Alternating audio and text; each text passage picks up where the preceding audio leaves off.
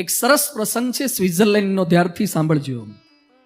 સ્વિટ્ઝરલેન્ડનો એક 15 વર્ષનો છોકરો ચોરી કરતા પકડાયો. કોર્ટમાં કેસ થયો.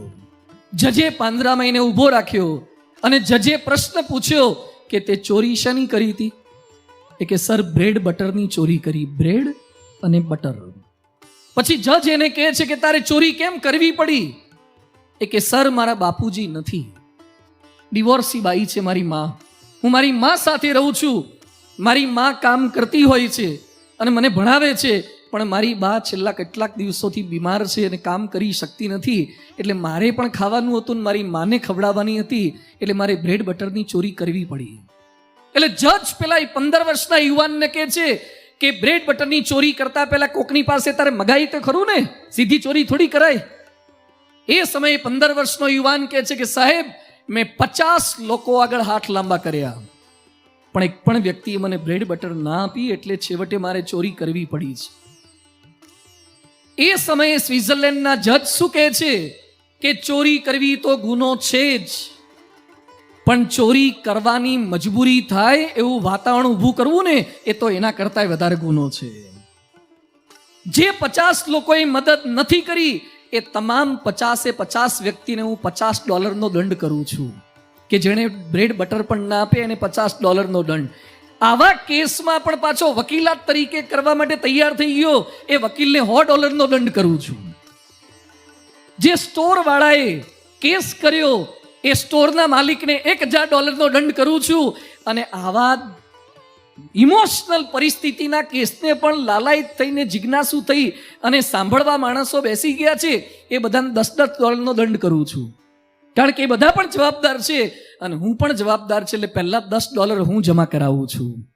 એમ કહીને જજ સાહેબે પણ $10 જમા કરાવ્યા.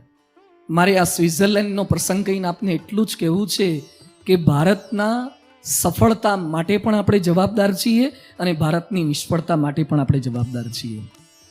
ભારત એક વ્યક્તિથી સુધરી પણ ન શકે અને ભારત એક વ્યક્તિથી બગડી પણ ન શકે. 1.25 અબજની જનસંખ્યા, ભારતના પ્લસ પાસા પણ કેટલાય છે. આખા વિશ્વમાં 80 કરોડ માણસોને વેક્સિન આપનારો એકમાત્ર દેશ હોય તો એ આપણો ભારત છે. અરે અમેરિકાથી આપણા BAPSના હરિભક્તો લોસ એન્જલસથી આવ્યા અને સંતોને પૂછે સ્વામી તમારે વેક્સિનનું કેવું? તો એપ્લિકેશન બતાવી. તમારે અમેરિકામાં તો એપ્લિકેશન ના કે કાગળિયા પર લખીને આપે છે કે વેક્સિન લેવા આ તારીખે આવજો. અમેરિકામાં કાગળ પર લખીને આવે કે વેક્સિન લેવા આવજો, અને ભારતમાં આટલા ઇલિટરેટ માણસ હોય, અભણ માણસો હોય, છતાં 80 કરોડ માણસો આખું યુરોપ ભેગું થઈને જેટલી વેક્સિન ન લે ને એટલી તો ભારતે લઈ લીધી. અને ભારતે પોતાની બનાવેલી લીધી પાછી. ભારતે પોતાની બનાવેલી વેક્સિન લીધી. ભારતની તાકાત ગજબની છે, ભારતની સ્ટ્રેન્થ ગજબની છે. આપણી પાસે શક્તિ છે, એનો પણ સ્વીકાર કરવો છે. પણ હવે ભારતમાં બદલાવ લાવશે કોણ? ભારતમાં સુધારો કોણ કરી શકે? 2 મિત્રો ભેગા થયા, બંને વાતે વળગ્યા કે ભારતની પરિસ્થિતિ નાજુક છે, એમાં કંઈક સુધારો કરવો જોઈએ, હિન્દુસ્તાનને આગળ લઈ જવું છે, શું કરશું? એટલે એક મિત્ર બીજા મિત્રને કહે છે 135 કરોડની વસ્તી છે ભારતની, તો ભારત કેમ આગળ ના આવે? એટલે બીજો એક કચ્છ ભુજનો તો ડાયો એ કે ના આવે, કે પણ 135 કરોડ માણસો ભેગા થાય તો કામ કેમ ના થાય? એ કે હું તને ગણાવું કેમ ના થાય. એ કે 135 કરોડમાં 20 કરોડ તો બાળકો છે. એ બાળકો તો બિચારા માંડ ડાયપર કો કે એના બદલી આપે તાર બદલાય છે, પબજીમાંથી ઊંચા નથી આવતા. એ બધા શું કરવાના છે? એટલે 20 કરોડ બાળકો તો કામના જ નહીં. એ કે બાકી તો વધ્યા ને. એ કે 16 કરોડ તો વૃદ્ધો છે. ભારતમાં 16 કરોડ તો વૃદ્ધો છે, માંડ જીવે છે, મોતની રાહ જુએ છે, કેટલાક વૃદ્ધાશ્રમમાં છે. તો 16 કરોડ વૃદ્ધો પણ કામ નહીં લાગે. કે બાકીના એ કે 4 કરોડ તો ભારતમાં બીમાર છે. 4 કરોડ લોકો ભારતમાં બીમાર છે, આયુષ્માન યોજનાનો લાભ જ લીધે રાખે છે, હોસ્પિટલમાં લાભ લીધા કરે છે. 3 કરોડ ભિખારી છે, માંડ પેટનું પૂરું કરે છે. 27 કરોડ બેરોજગાર છે, નાના મોટા નાની નોકરી કરતા એવા 27 કરોડ લોકો બેરોજગાર છે. 36 કરોડ અશિક્ષિત છે કે અલ્પ શિક્ષિત છે, નાના મોટા કામ કરીને પૂરું કરે છે. 4 કરોડ તો દિવ્યાંગ છે, મૂંગા, બેરા, આંધળા, લુલા, લંગડા, જે બીજા પર આધાર રાખે છે. 2 કરોડ તો માનસિક રીતે મૂંઝાયેલા જ છે. 2 કરોડ તો ટેન્શનમાં જ છે, ડિપ્રેશનમાં જ છે. આત્મહત્યાના વિચારોમાં જ જીવે છે. 1 કરોડ તો આંદોલનકારી છે. આખા ભારતમાં રોજ સર્કલ પર ઊભા રહેતા હોય ને, અમારી માંગે પૂરી કરો. હવે તું જેને ઘેર લાવ્યો છે એની માંગ તો પૂરી કર. અમારી માંગે પૂરી કરો વાળો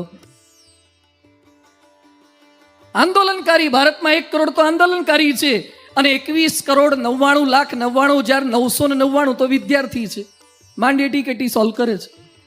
વેબ સિરીઝમાંથી નવરા પડે તો ભારતનું કંઈ વિચારે ને, એ તો વેબ સિરીઝો જ જોયા કરે છે. ક્યાંથી કામ થાય? તો કે હવે શું થશે કે વધ્યો હું એકલો. 135 કરોડમાંથી ખાલી એકલો વધ્યો. બોલ કે હવે હું ભારતમાં હારું હું કરું? આપણી ભારતની માનસિકતા છે ને આ છે. કેમ કામ ના થાય? મનની અંદર એ અસ્મિતા નથી. એક છોકરો મન કે સ્વામી છત્રપતિ શિવાજીએ કેવું કામ કરી નાખ્યું ભારતને, મરાઠાની પ્રજાને અને મોગલોને તગડી મૂક્યા અને મજબૂતાઈથી કામ કર્યું. હવે શિવાજી કેમ નથી આવતા? બધું જીજાબાઈ હોય ને તો શિવાજી આવે, જીઓબાઈમાં ના આવે. શિવાજી લાવવા માટે જીજાબાઈ જોઈએ, જેની માં આખો દાડો ઓનલાઈન હોય, એના છોકરા આઉટલાઈન જ હોય. આપણે ભારતને ઓનલાઈન લાવો છે, પહેલા તમે ઓનલાઈન થાઓ, ટ્રેક પર ચાલો તો ભારત આગળ વધી શકે છે. આપણે એ રીતે જવાનું છે. જ્હોન એફ કેનેડી કહેતા, do not ask what your country can do for you, always ask what you can do for your country. તમારો દેશ તમારા માટે શું કરી શકે છે? મને મફત આપો ને મફત આપો ને મફત આપો, આ વાતો જવા દો. ભિખારી શોટ મફતની વાતો કરો છો. આપણે આપણા આત્મનિર્ભર ભારતના સ્લોગનને આગળ વધારવું છે, મજબૂત થવું છે, દેશને ડિરેક્શનની અંદર દોરી જવો છે. હું શું કરું તો હિન્દુસ્તાન ચાલે? આજે થોડાક મુદ્દાથી એ વાતને સમજવી છે. પ્રવીણતા, પ્રામાણિકતા, પવિત્રતા, પ્રતિબદ્ધતા, અસ્મિતા, એકતા, પરોપકારિતા ને પરમાર્થતા, આ જો આપણી અંદર જાગી જશે તો દુનિયાની કોઈ તાકાત નથી કે ભારતની સામે આંખ ઊંચી કરીને જોઈ શકે. ગજબની તાકાત આપણી પાસે જ. એક રુચિ, એક વિચારવાળા જો આપણે બધા જ બની જઈએ તો એમાં પહેલો મુદ્દો છે પ્રવીણતા. Work with perfection. Work with perfection. અહીંયા બેઠેલા પાસે જેટલા મોબાઈલ હશે ને એમાં મોટા ભાગે વિદેશી કંપનીના ફોન હશે. આપણી ગમતી ગાડીઓ પણ મોટે ભાગે વિદેશની જ છે. આપણી ગમતી વસ્તુઓ પણ વિદેશની છે. વાનગીઓ પણ આપણને વિદેશની વાનગીઓ વધારે ગમવા લાગી છે. આપણી બુદ્ધિનો ઉપયોગ કરીને આપણે વિદેશનું ખરીદીએ છીએ, તો આપણી બુદ્ધિનો ઉપયોગ કરીને વિદેશ ખરીદે એવું બનાવી કેમ ન શકીએ? થઈ શકે. આ એક સંદેશ લઈને અહીંયા જવાનું છે. આપણા દેશને મહાન બનાવવાના સપના ખૂબ છે. સમય બિલકુલ નથી. સર્ટિફિકેટ છે, સ્કિલ નથી, સૂચનો છે, શરૂઆત નથી, વિચારો છે પણ વર્તન નથી, આદેશો છે પણ આયોજન બિલકુલ નથી ભારતને આગળ વધારવાનું.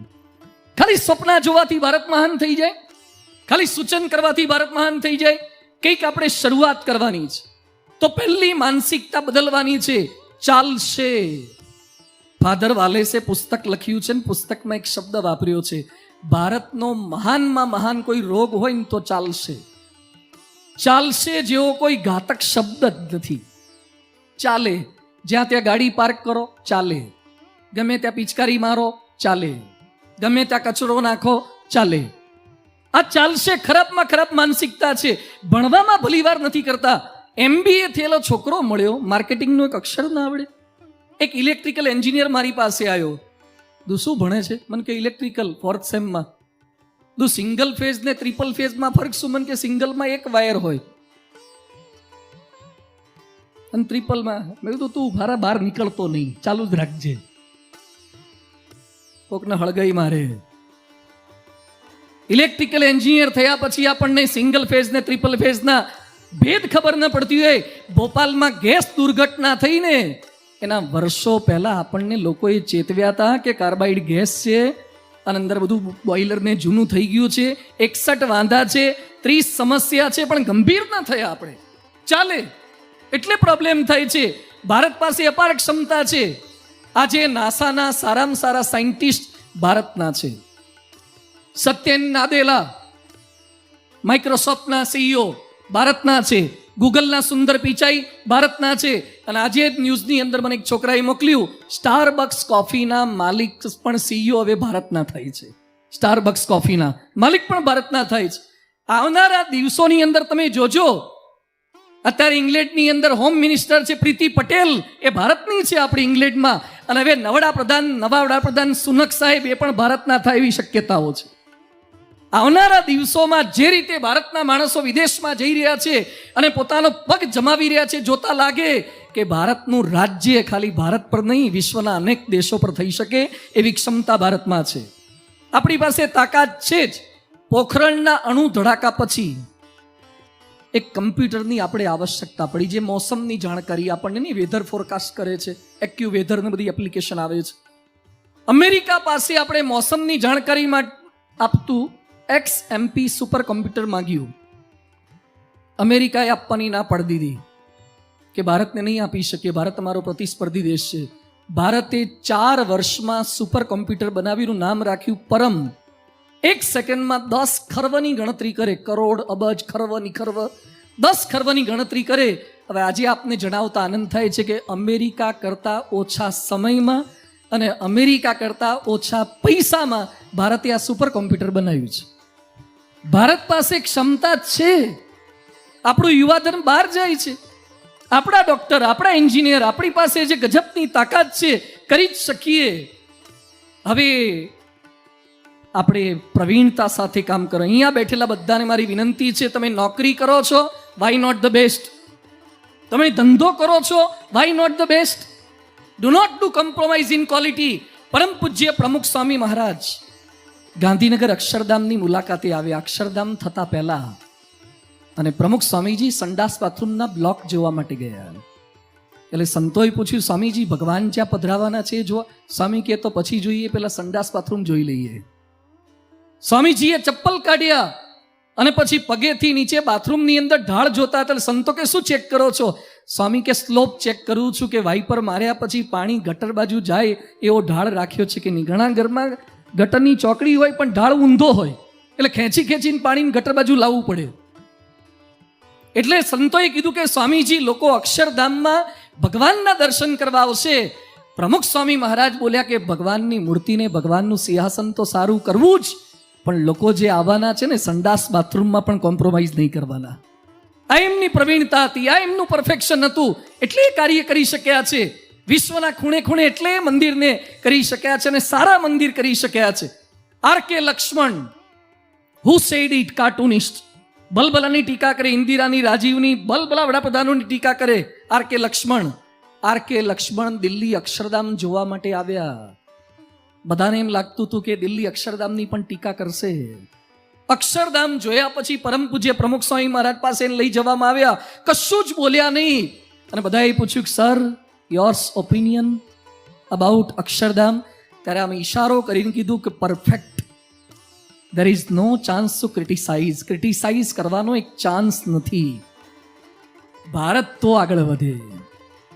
વિદેશીઓ આપણી પાસેથી શીખવા આવે એવા મંદિર બનાવો. વિદેશીઓ આપણી પાસેથી પ્રોડક્ટ લેવા માટે આવે એવા મેન્યુફેક્ચરર થાઓ. એ થઈ શકે એવું છે. તો પહેલી વસ્તુ છે વર્ક વિથ પરફેક્શન. સેકન્ડ છે વર્ક વિથ ઓનેસ્ટી, પ્રમાણિકતા. ભારતનું આ પણ ખૂટતું તત્વ છે. ભારતનો એક માણસ મરી ગયા પછી નરકમાં ગયો. તો નરકમાં ત્યાં બોર્ડ મારેલા, અમેરિકાનું નર્ક, ઇંગ્લેન્ડનું નર્ક અને ભારતનું નર્ક. એટલે આને વધારે મૂંઝવણ થઈ કે હારું અહીંયા પાછું જુદું જુદું હોય, અહીંયા બધાને જુદા જુદા નર્ક. એ કે વાંધો નહીં. એટલે ભારતના નર્કની લાઈનમાં ઊભા રહેવા ગયો. તો ત્યાં તો ભારતના તો ઊભા હતા, પણ ધોળીએ આપણી લાઈનમાં ઊભા હતા. વિદેશી લોકો, બોલો, અમેરિકાવાળા ભારતના નર્કની લાઈનમાં, ઇંગ્લેન્ડવાળા આપણા નર્કની લાઈનમાં.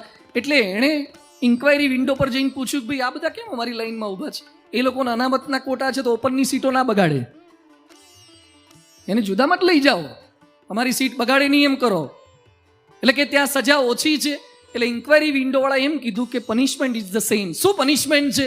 એ કે લોખંડના ખીલાની પથારી છે, શાર્પન નીડલ્સ, લોખંડના ખીલાની પથારી, એના પર 7 દિવસ સુધી સૂડ આવે, એટલે કાણા પડી જાય, લોહી લુહાણ થઈ જાઓ. બીજી પનિશમેન્ટ એ કે ઇલેક્ટ્રિક ખુરશી છે, ઇલેક્ટ્રિક ખુરશી પર બેસાડે અને કરંટના આંચકા આપે એટલે મોઢામાંથી ફીણ નીકળી જાય. ત્રીજી સજા શું છે? એક ભાઈ ઇલેક્ટ્રિક હંટર લઈને આવે ને 100 ઇલેક્ટ્રિક હંટર ફટકારે. આવી આકરી સજા